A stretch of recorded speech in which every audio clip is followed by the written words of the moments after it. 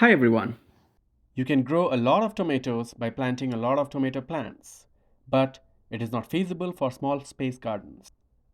Today, we will talk about a strategy for small space gardens that can help you get continuous and large tomato harvest. Let's get into it right away. Most of the plants that make fruit, like large tomatoes, will put a lot of energy into making the fruit. And once you harvest it, the plant has to start all over again. This whole process takes time, especially for larger fruits.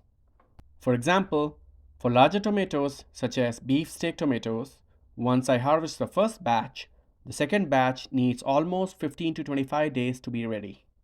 But as you move towards smaller tomatoes, such as Roma or orange banana, they have faster turnover rate when it comes to ripening tomatoes.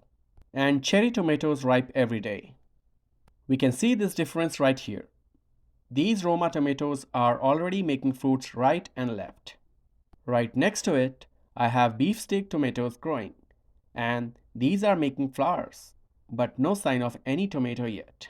So, what is the trick? The trick is to plant all three varieties. If you plan to plant 6 tomato plants, plant 2 large varieties, 2 medium ones, and 2 smaller ones. Or mix and match based on your preference of the type you like most.